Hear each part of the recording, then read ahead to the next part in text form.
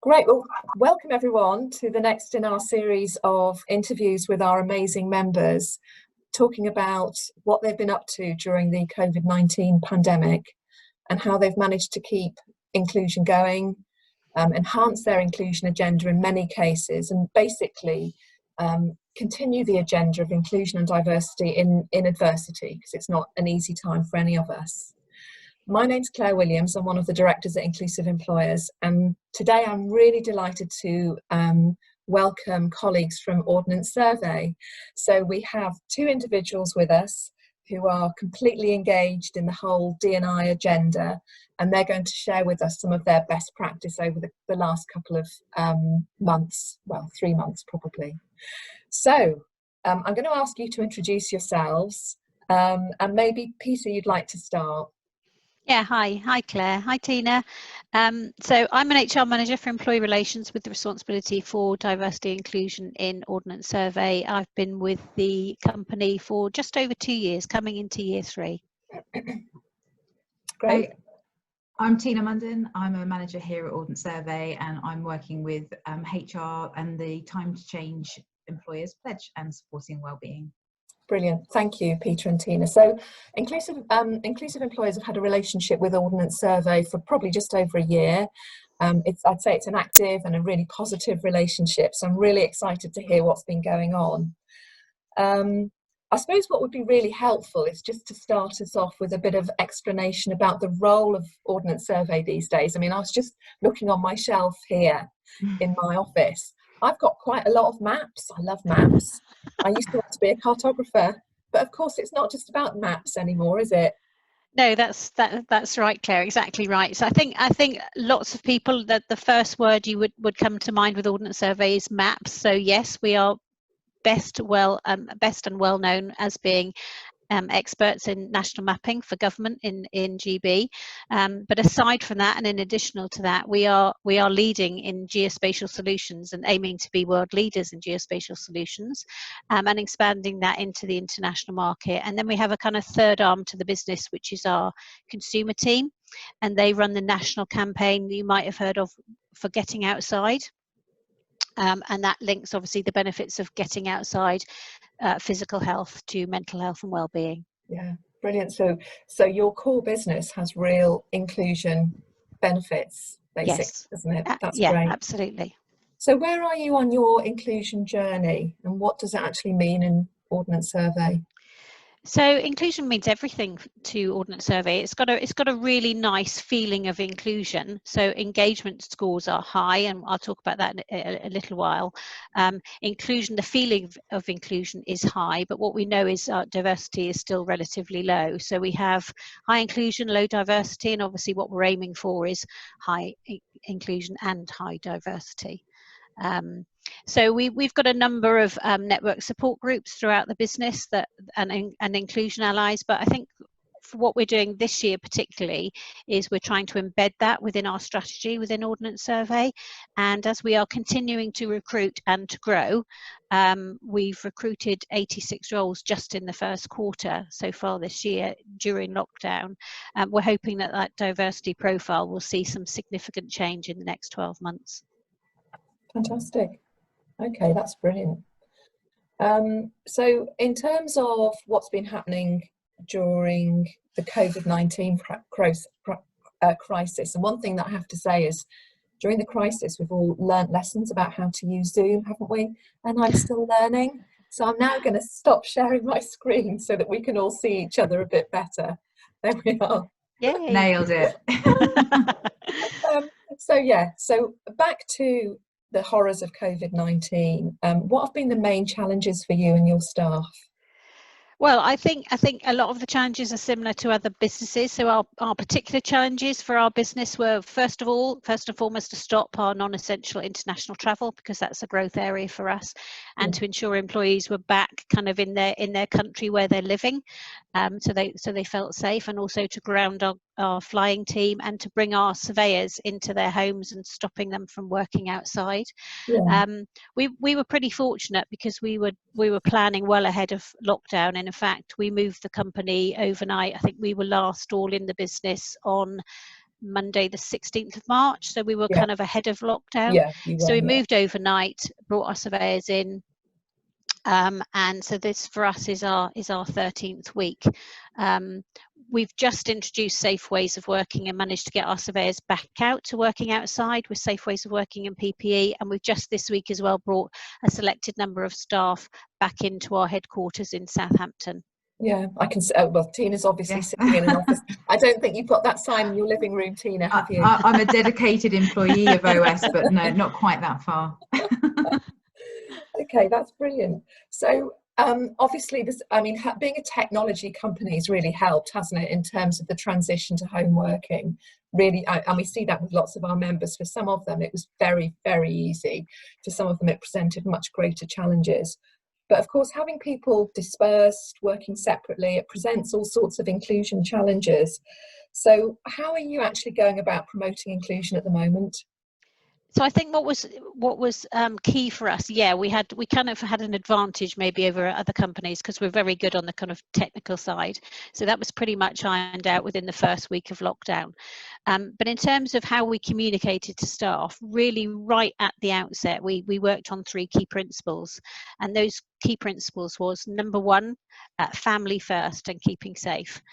Number 2 was about business continuity, because obviously we couldn't just shut up shop and stop the business, and 3 was staying connected.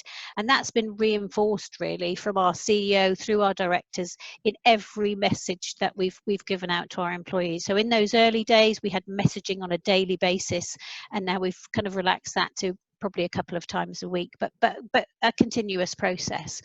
And I think that underpins the well-being message and how much we care about our employees, and that's now showing through in our results of our surveys. So one of the things we did early on was we surveyed on school closures, and we got an overwhelming response on that, and we've had 2 employees since where engagement has consistently got higher and higher. In fact, we've just closed our latest survey with an engagement score of 84%, up 6 points from previously. But what we did with the initial survey with school closures is we quickly identified that probably a third of our people had responsibility for school-aged children, and we asked specific questions about whether they were kind of preschool and nursery age, primary school or secondary age, and then we had conversations with all of those people and their line managers about how we could make it work for them. So ordinarily we'd have a fairly flexible working system anyway for the majority of staff between 7 o'clock in the morning and 6 o'clock in the evening, and we kind of almost threw that kind of rule book out of the window and said what works for you. And so for every individual, they've worked out what works for them around, you know, children, pets, carers, responsibilities. And that's gone down really, really well, and I think that's had the biggest impact on our employees' well-being. Yeah. Are you able, so I've got 2 questions from that. I mean, that's so interesting. The key principles of family first, keeping safe, and business continuity, were they developed in quick time at the beginning of the pandemic, or were they already part of the way you operate as a business? Sorry, Claire, I just lost you in the middle of that question. That's okay, I'll say it again. So the 3 principles that you spoke about, family first, keeping safe, and business continuity, were they developed in quick time at the start of the pandemic? Yes, very, very quickly. I mean, we were doing lots of preparation, as I said before, so we were kind of ready for what we anticipated might be coming. But they were developed really, really quickly, but in a considered way, but nevertheless, very quickly. Did you get a chance to involve the staff in any of that development of those principles, or was it very much about leadership saying this is what we're about and this is what we're going to do? It was very much about leadership. Saying this is what we're going to do, and this is what we're going to lead on, and this is the message we want to convey to our staff. Okay, fantastic. Really, really, really strong messaging. That's brilliant. The other thing I'm curious about is your engagement levels. So the data that you've got from your survey, are you able to compare those engagement levels with pre-COVID engagement levels? I mean, is there any chance that it's actually gone up as a consequence? Yes, yes, yes, it has gone up and it continues to go up, which is actually in a pandemic and in this crisis is pretty amazing actually. But Yeah. as I say, we've had high engagement before, so that's been consistent. But to see it go higher and higher to the current 87% really in the circumstances has been phenomenal. Yeah. We can't compare exactly like with like because we've changed what we're asking throughout our Glint survey. Our school closure survey was something brand new. But yes, it's getting better and better actually, which is amazing, and I think it demonstrates how caring we are and how much we do care about our employees. Yeah, absolutely. I think, I mean, even from the beginning on social media and everywhere, there's been a lot of comment and conversation about how the way employers treat their staff now will be part of the history of the organisation for many years to come. Yeah. And people will remember it, the good bits, the bad bits. It sounds like at OS it's all very, very strong.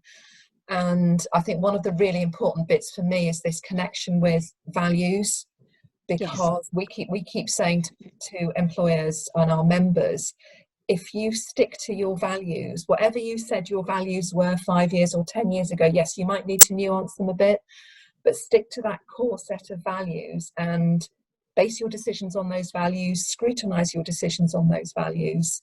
You're going to be in a really strong position, because generally values have got board approval, and quite often they've been developed as a process of consultation with the staff. So it's, you know, it's really strong basis to actually work through difficult times. Yeah, and we're continuing to work on those values and behaviours, because that's a key kind of aim for us, is to make sure that those values and behaviours and D&I is embedded in strategy through to the everyday practicalities. Yeah, brilliant. Okay, that's lovely.